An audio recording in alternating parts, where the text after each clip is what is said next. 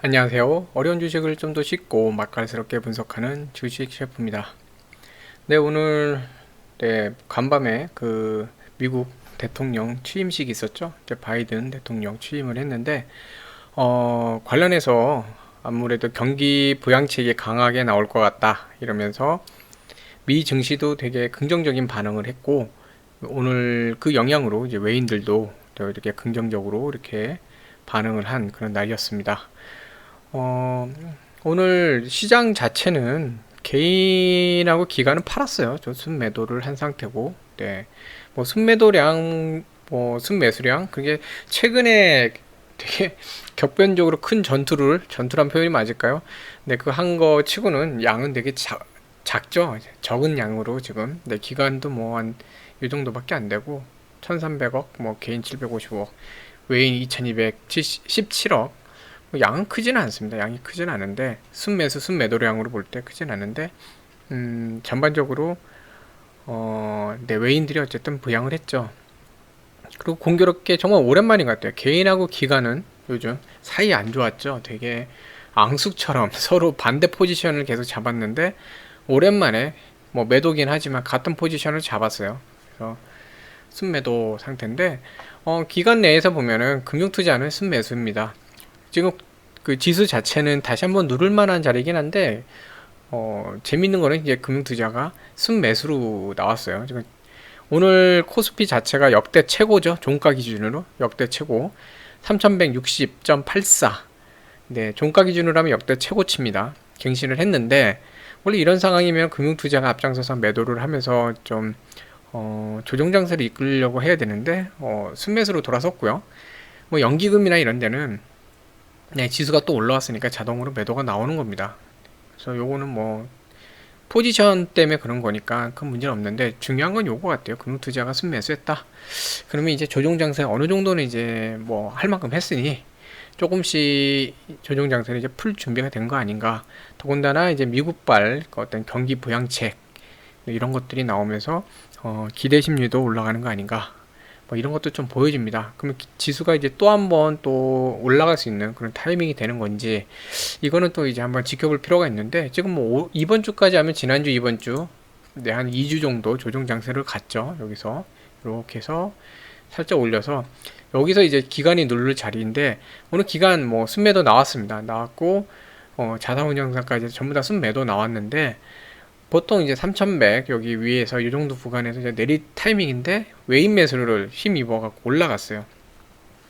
올라갔는데 재밌는 건 또 뭐냐면 그 바이든 시대에 대한 경기 부양책 이게 기대를 또 기관 쪽도 하는 건지 매도량이 생각보다 크진 않았습니다. 오늘 순매도량은 네 생각보다 기관 쪽의 순매도가 크지 않았죠. 네 그렇기 때문에 외인들 매수 중심으로 올라온 건데 뭐 개인하고 기관은 같은 나라 사람이잖아요. 같은 식구죠. 네, 평상시에 싸우더라도 외부에서 돈 들어오는데 싸우지 말자 이런 건지 네, 좀 매도가 크진 않아서 어쨌든 이제 종가 기준으로 여기까지 왔는데 뭐 3200 하단에서는 또 한번 싸우겠죠. 3200이라는 게 돌파하는 게 또 네, 쉽게 가진 못하잖아요. 그러면은 일단 여기서 그래프가 지금 여기까지 올라왔어요. 약간 이런 식으로 자 여기서 이제 다 이어갈지 한 번 더 이렇게 살짝 꺾었다 갈지 이건 좀 봐야 될 것 같습니다. 근데 기본적으로 일단은 뭐 기관 입장에서도 한 번 정도 이제 지수를 다시 한번 해볼까 하는 생각이 있지 않나는 것도 좀 생각이 드네요. 네, 그래서 오늘 어쨌든 코스피 최고치 네, 그 날에 여러분들이 계시네요. 자, 그래서 오늘 삼성 엔지니어링 우리 종목이 중요하죠. 이 종목 자체가 중요한데 특별한 공시는 없습니다. 공시는 없고 요거 하나 있어요. 1월 28일 날 다음 주 목요일이죠. 네, 다음 주 목요일. 오늘 21일 목요일이니까 다음 주 목요일 날 이제 실적 공시가 나올 예정이에요. 4분기.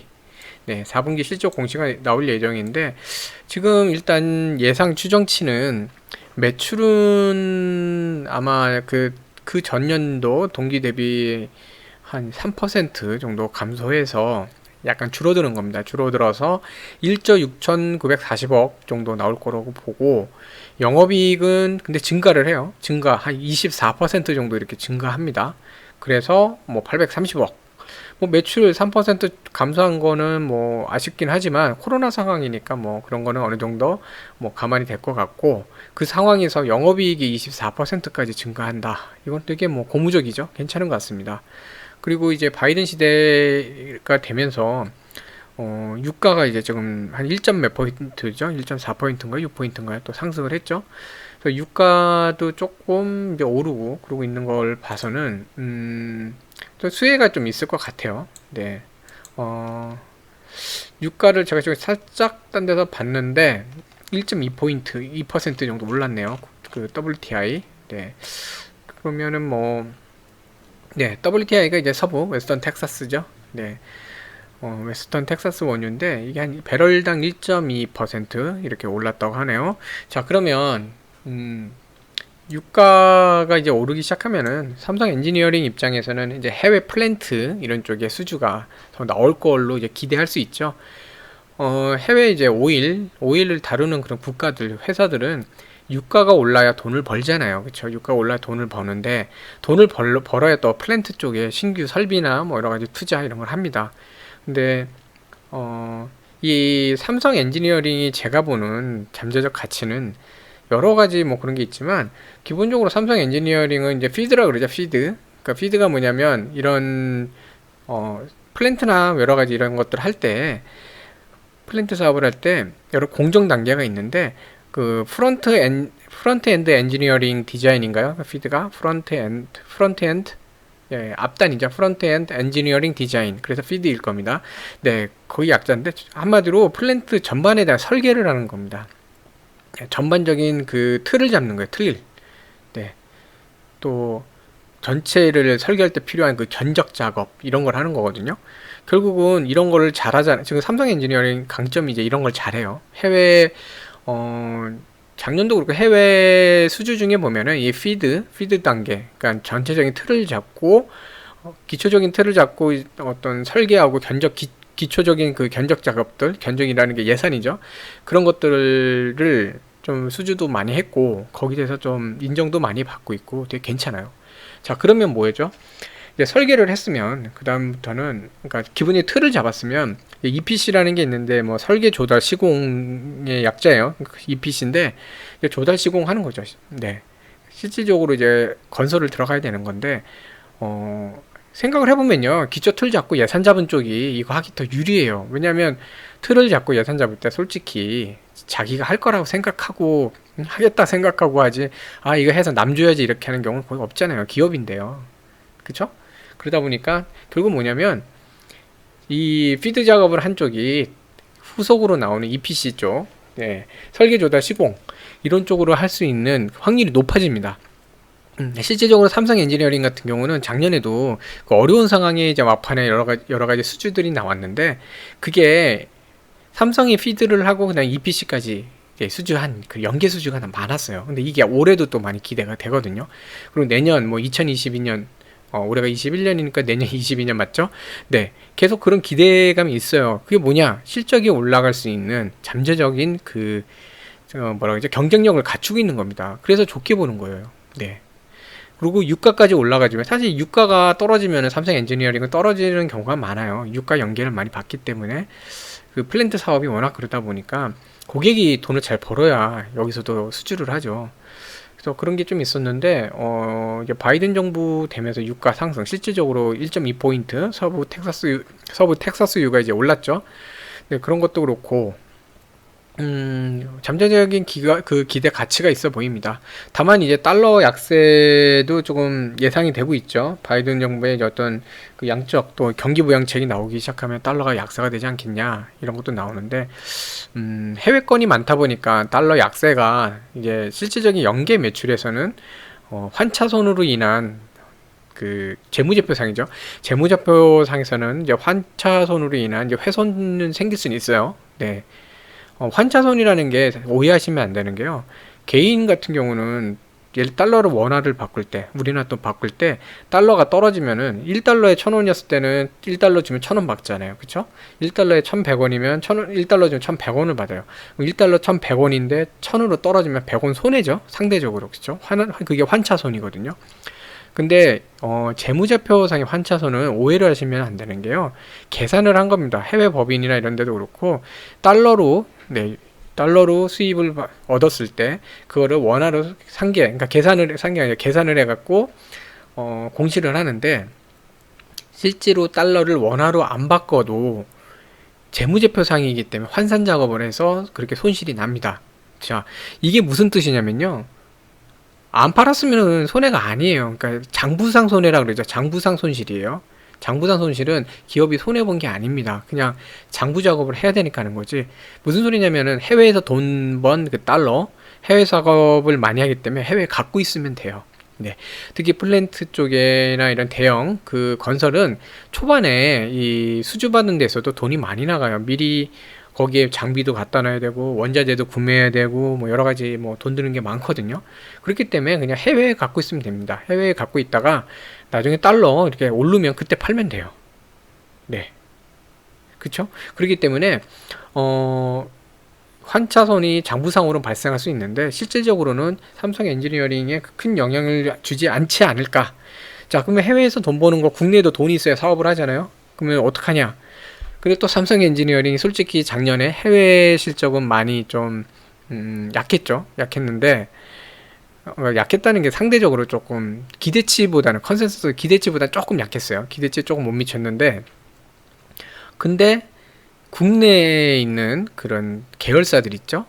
여기 있는 계열사들 그동안 보면 삼성전자부터 해서 쭉 계열사들 작년 연말에 수주권이 많이 나왔잖아요. 그쵸? 국내에 있는 이 계열사들이 또 해줘요. 그게 뭐냐? 원화도 벌어요. 네. 그러니까 뭐 기업 입장에서 운영하는데 돈 없거나 그렇지 않습니다. 그러니까 이제 점점 이제 부채, 재무상 부채도 점점 이제 거의 소멸돼 가면서 이제는 현금을 쌓아갈 수 있는 그런 구조까지 체질 개선이 되고 있죠. 자, 그러면 이 엔지니어링, 자, 지금 말씀드린 것만 해도요, 얼마나 이제 기업이 좋습니까? 돈 축적, 그러니까 쌓을 만한 그 체질 개선을 하고 있고, 국내외적으로 사업이 발전할 수 있는 그 기초를 다지고 있고, 뭐 자금줄 뭐 그렇게 부족할 그런 부분도 없고요. 더군다나 가장 좋은 유가가 상승을 하고, 근데 달러는 아쉬우면 나중에 달러 오르면 팔면 되고요. 그렇죠? 그래서 지금 제가 볼 때는 뭐 여러 가지 삼성 엔지니어링 괜찮습니다. 괜찮아요. 근데 오늘 외인들이 어마무시하게 퍼부어 됐죠. 네, 퍼부어 됐습니다. 이거는 뭐 퍼부었어요. 근데 뭐 이때 뭐 딴 때 보면 요때 한번 이렇게 요때 한번 한 10만 이상 한 게 그렇게 몇 건 있긴 했지만 뭐 이렇게까지 한 적은 최근에는 안 보이잖아요. 그죠? 퍼부었어요. 완전히 퍼부었어요. 12월 17일 날 그쵸? 요때 이후로는 이렇게까지 한 적이 없거든요. 자, 그래서 그러면 외인들이 그러면 삼성 엔지니어링에 대해서는 다른 각도를 보고 이탈을 하느냐, 뭔가 주가가 훼손될 만한 게 있느냐, 자, 이렇게 생각하실 수도 있는데요. 외인들 같은 경우 오늘 증시를 올렸잖아요. 코스피를 올리면서 사실 외인들도 약간 특히 단타 외인들, 이제 퀀트 매매나 이런 쪽이죠. 단타가 지수 상승을, 오늘의 지수 상승을 견인하고 있는 특정 또 그 대형주들 위주로 또 많이 몰렸어요. 그쪽으로도 많이 가고 있는데 사실 오늘 코스피가 역대 최고치로 종가를 이제 찍었지만 기본적으로 오늘 견인을 한 거는 LG, 현대자동차 그룹하고 LG가 견인을 많이 했어요. 특히 LG전자 이런 거 많이 상승을 했고 현대차 그룹 제가 지금 최근에 분석하던 종목도 하나 있는데 저 욕심내고 있던 거 하나 있는데 걔도 오늘 뛰어 올라갔거든요. 그래서 또 내려올 때까지 저는 기다려야 되는 그런 상황이에요. 네. 그래서 뭐 기회 또 오겠죠. 지금 안 갔으면 내게 아닌 겁니다. 그럴 때는 뭐 과감하게 그냥 버리시면 돼요. 딴 거 또 많아요. 네. 아무튼 네, 현대차 그룹도 또 오늘 많이 갔죠. 그러니까 특정 쪽으로 갔어요. 그리고 상대적으로 삼성 종목은 외인들이 볼 때는 뭐 당장 뭐 기업 운영에 영향은 없지만 CSLA도 그렇고 CLSA 얘네죠. 얘네가 주축이 돼갖고 뭐 아무래도 총수 부재에 대한 그 리스크 요거를 좀 이슈화를 시켰고 CLSA는 특히 최근에 그런 얘기 많이 했어요. 한국 증시 버블이라고요. 네, 유동성 문제, 그다음에 유동성으로 인한 과한 유동성 유입으로 인한 인플레이션 문제 이런 거 많이 지적을 했죠. 그래서 얘네들은 약간 네, 약간 뭐 이렇게 부정적인 그런 위치에 포지셔닝한 애들이에요. 네. 그러다 보니까 얘네들 매도가 오늘 쭉 나왔어요. 그러니까 못되게 굴던 애들이 그냥 던진 겁니다. 더군다나 뭐 메릴린치 멸치족들이죠. 이 멸치야 뭐 다 되게 유명한 CS 멸치는 유명한 단타족이잖아요. 그쵸? 거기에 이제 부정적인 포지셔닝을 했던 CLSA. 네. 한국 계속 버블이다 막 떠들어댔던 CLSA. 그리고 더 이상 한국 정부가 이 증시에 대해서 뭔가 이 증시와 유동자금에 대해서 한국 정부가 제어를 하지 않으면 뭐 인플레이션 거기에 대한 뭐 문제도 있을 수 있다 하면서 계속 CLSA는 좀 부정적인 상태예요. 그런데요. 그러니까 빠져나갈 애들이 빠져나간 겁니다. 이거는 포지션이나 그 외인들의 포지션 문제라던가 뭐 그런 거라고 보지 않으셔도 될 것 같아요. 그냥 빠져나갈 애들이 그냥 빠져나간 겁니다. 현재 뭐 직전 지금 한 달 정도죠. 외인들 여전히 순매수 62만이에요. 네. 그렇기 때문에 뭐 외인들이 지금 포지션을 바꿨다. 뭐 그 우려는 안 하셔도 될 것 같습니다. 다만 이제 오늘 증시가 오른 상태에서 얘가 못 가서 소외가 좀 되는 그런 마음이 답답하실 수 있는데 뭐 갈 종목은 가요. 갈 종목 가고 네, 지킬 자리만 지키면 됩니다. 그게 제일 중요한 거예요. 네, 하루 이틀 이제 주식 매매를 하실 게 아니기 때문에 어차피 장기적으로 볼 때 잘 가면 됩니다. 장기적으로 잘 가는데 중요한 건 그래서 제가 이제 어제랑 그제랑 계속 설명드릴 때 말씀드렸지만 지금 위를 보지 마세요. 지금 내가 1%로 올랐는지 2%로 올랐는지 지금 그 작은 파도로 보실 때가 아니고요. 무조건 아래를 보세요. 13,500원. 네. 그리고 제가 그 밑에 한 2, 3% 정도 내려갔다 올라오고 하니까 그 정도 폭, 네, 하단에 그 정도까지 보고 하시면 좋을 것 같다. 이렇게 말씀을 드렸었잖아요. 그쵸? 하단만 보세요. 하단. 네, 하단 지지만 보시면 돼요. 지지만 하면 돼요. 왜? 이날, 네, 지수 반등시키면서 여기 뭐 그동안 조정장세를 이끌어왔던 금융투자 매수 순매수 했죠. 그래서 지수 반등을 시켰고 그 다음날 제가 이제 아마 매도가 좀 나올 것 같다 말씀드렸는데 매도했죠 얘들. 그쵸? 네. 그리고 다시 또 금융투자가 들어왔어요. 오늘은 사실은 지수가 금융투자는 팔아야 될 위치인데 들어왔어요. 네, 뭔가 여기도 이제는 조정장세를 약간 약화시키고 이제 다시 한번 주가에 대해서 다시 한번 검토할 때가 됐다라고 보는 거 아닌가 싶어요. 네, 그런 게 좀 있었고 그 다음에 이 연기금이 좀 그동안 이제 좀 그래도 매수도 하고 했었는데 오늘 뭐 이렇게 바꿨는데 자산운용사가 지금 다 매도를 했죠. 이거는 지금 지수 위치 때문에 그래요. 얘네들은 전에도 말씀드렸지만 자산운용사는 그 프로그램 매매 자체도 약간 좀 길게 돼 있어요. 큰 그림으로. 네. 여기는 막 그 전략 변화가 아주 빠르진 않습니다. 금융투자 쪽 같은 경우 프랍 트레이더라고 그 안에 있는 펀드 매니저들이 있거든요. 그러니까 실적 그 증권사면 증권사 자기들 돈을 갖고 실적을 할당을 해요.